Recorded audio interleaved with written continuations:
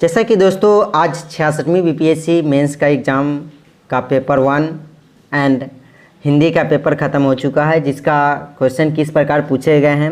उसके बाद है कि दोस्तों कैसा कहां से क्वेश्चन पूछा गया है। पहले पेपर 1 को देख लेते हैं, उसके बाद हिंदी पेपर पे डिस्कशन करेंगे। जैसा कि आप सभी जानते हैं कि मेंस का सिलेबस में पेपर 1 एंड पेपर 2, उसके बाद ऑप्शनल पेपर होता है, एक हिंदी का पेपर होता है जिसको हिंदी में केवल क्वालिफाइंग मार्क्स के होते हैं। और पेपर 1, पेपर 2 एंड ऑप्शनल सभी क्वेश्चन जितने होते हैं, तीनों पेपर आपको 300 मार्क्स के होते हैं।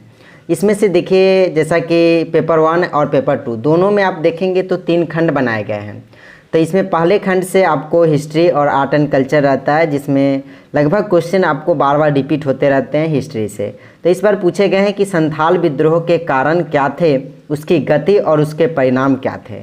फिर उसी में दूसरा क्वेश्चन पूछा गया है, बिरसा आंदोलन की विशेषताओं की समीक्षा कीजिए। तो ये सब क्वेश्चन आपको हमेशा रिपीट होंगे, प्रीवियस ईयर क्वेश्चन देखेंगे तो उसमें आपको रिपीट होते रहते हैं। उसके बाद चंपारण सत्याग्रह स्वाधीनता संघर्ष का एक निर्णायक मोड़ था, स्पष्ट कीजिए। तो दोस्तों आप इसमें क्वेश्चन देखेंगे पीछे प्रीवियस ईयर पेपर में, तो यही सब क्वेश्चन आपको विशेष हिस्ट्री में वही रहते हैं। अगला है इसमें क्वेश्चन चौथा, सांप्रदायिकता और धर्मनिरपेक्ष पर नेहरू के विचार की विवेचना कीजिए। तो जैसा कि आपको नेहरू, टैगोर और महात्मा गांधी, कभी नेहरू जी को पूछ देते हैं तो कभी आपको महात्मा गांधी से, तो आपको यही पूछे गए हैं। उसके बाद है कि ये तो फिक्स है, आर्ट एंड कल्चर से एक क्वेश्चन होते हैं जिसमें आपको 3 ही सेक्शन से विशेष 3 ही टॉपिक से, एक तो पटना कलम हो गया, तो इस बार पटना कलम पूछा गया है, नहीं तो पाल कला, मतलब उसके बाद है कि मौर्य कला पूछा जाता है ज़्यादातर, और एक आपको बच जाते हैं वो पटना कलम के बाद मधुबनी पेंटिंग ऐसे नहीं पूछा जाता है। तो 3-4 टॉपिक ही हैं जिससे क्वेश्चन पूछे जाते हैं, एक बार पूछ लिए जाते हैं तो फिर उसको अगले नेक्स्ट ईयर अलग पूछ दिए जाते हैं। अब उसके बाद है यहाँ पे छठा क्वेश्चन है, आपको निम्नलिखित में से 2 पर संक्षिप्त टिप्पणी लिखना है। इस पर महात्मा गांधी के सत्याग्रह के विचार का, दूसरा है जयप्रकाश नारायण और भारत छोड़ो आंदोलन। उसके बाद सुभाष चंद्र बोस और INS, मतलब उनका जो संस्था था उसके बारे में। तो ये क्वेश्चन थे। तो आपको पहले सेक्शन में से आपको 3 क्वेश्चन का जवाब देना होता है, 3 क्वेश्चन लिखना होता है, मतलब जवाब कहने का अर्थ लिखना होता है, आंसर लिखना होता है। सेक्शन 2 में जैसा कि सबसे मेन है करंट अफेयर्स और इंटरनेशनल रिलेशन। तो जैव ईंधन स्टारडस्ट 1.0 के द्वारा संचालित विश्व में प्रथम व्यापारिक रॉकेट को किस संगठन द्वारा शुरू किया गया, विस्तार पूर्वक वर्णन कीजिए। तो ये आपको जैव ईंधन से स्टारडस्ट 1.0 है उसके बारे में है। उसके बाद है कि यहाँ पे नेक्स्ट क्वेश्चन है इसी से, बरहमा जो ब्रिक्स सम्मेलन के प्रमुख उभरते मुद्दे, वैश्विक स्थिरता के लिए साझेदारी, साझा सुरक्षा और विकास के लिए अभिनव वृद्धि का वर्णन कीजिए। ये करंट अफेयर्स में जो बरहमा ब्रिक्स सम्मेलन हुआ था उसमें जो बातें हुई, उसके बाद उसका जो पॉइंट रहा, उसमें साझा सुरक्षा और विकास के लिए अनुभव वृद्धि का वर्णन कीजिए। अगला इसमें आपको भारत पेंडेमिक, क्योंकि कोविड-19 चल रहे तो उससे क्वेश्चन तो पूछना ही पूछना था।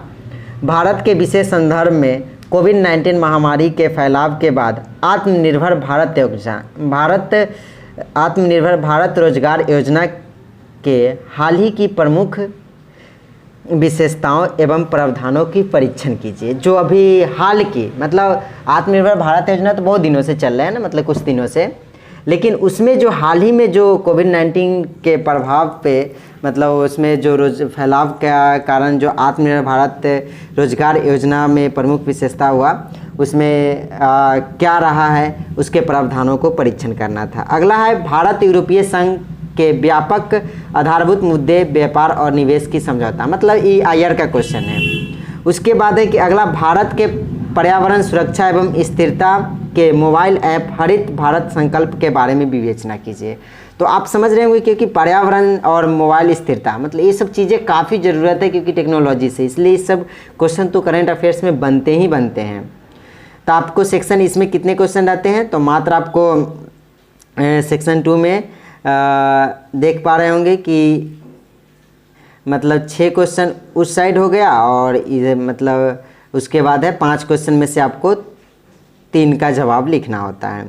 अब आते हैं DI मतलब सांख्यिकी, बहुत ही इम्पोर्टेंट है और 100% इसमें मार्क्स मिलते हैं अगर गलत नहीं हो तो आप देख पा रहे होंगे सांख्यिकी आपको इस तरह से क्वेश्चन पूछा जाता है और सांख्यिकी बनाना भी काफ़ी इजी होता है। तो आप थोड़ा प्रैक्टिस करेंगे तो 100% इसमें मार्क्स 72 में 72 आप ला सकते हैं। जैसा कि आप देख पा रहे होंगे 72 में 72 बिल्कुल ला सकते हैं। 2 क्वेश्चन पूछा जाता है, 2 क्वेश्चन बनाना होता है।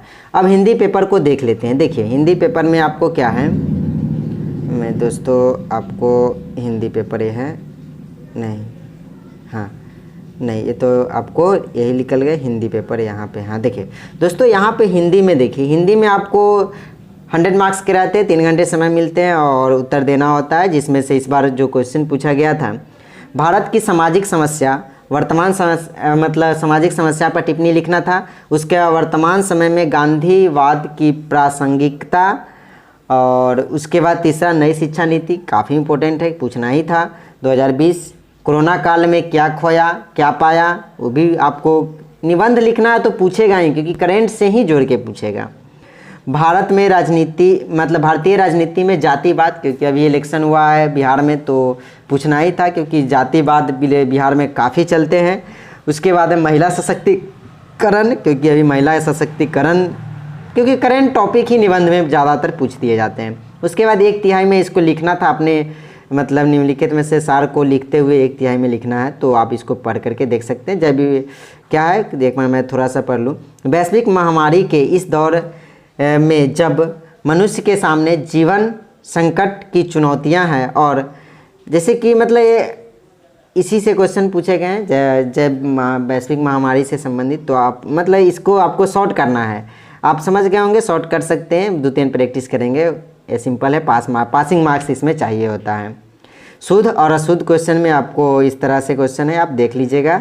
PDF मैं अपलोड कर दूंगा टेलीग्राम पे, वहाँ से आप चेक कर पाएंगे। उसके बाद है कि 5 पर अर्थ लिखकर वाक्य को प्रयुक्त करना है, पूछे गए हैं। उसके बाद है सर्वनाम, मतलब सिंपल सा जो 10th क्लास में आप लोग पढ़े होंगे हिंदी पास करने के लिए, वही क्वेश्चन पूछे जाते हैं और लगभग आप यहाँ पे देख लीजिए। उसके बाद है कि अगला है समास संधि, मतलब समास है और समास में आपको पूछे गए हैं जो कौन कौन सा है, आप एक बार रोक करके भी देख सकते हैं। उसके बाद मैं आगे देखिए यहाँ पे अगला पर्यायवाची शब्द भी पूछे जाते हैं 10th में भी और यहाँ पे भी, मतलब वही क्वेश्चन सब लगभग आपको 10th पढ़े होंगे, तो आपको विशेष हिंदी का तैयारी अलग से करने की ज़रूरत ही नहीं है। इसमें आपको देखिए 5 पे आपको वाक्यांश लिख करके उसको वाक्य का प्रयोग करना है, तो यहाँ पे इसको आप आगे है उपसर्ग को 2-2 शब्द बनाना था। तो इस तरह से आप क्वेश्चन देख पा रहे होंगे कि यही हिंदी और पेपर रहा और पेपर 1 रहा। तो पेपर 1 इजी होते हैं, बट पेपर 2 थोड़ा डिफ़िकल्ट होता है, उसमें मेहनत करने की ज़रूरत है। तो दोस्तों मिलते हैं एक नए वीडियोज़ में कल नए पेपर के साथ।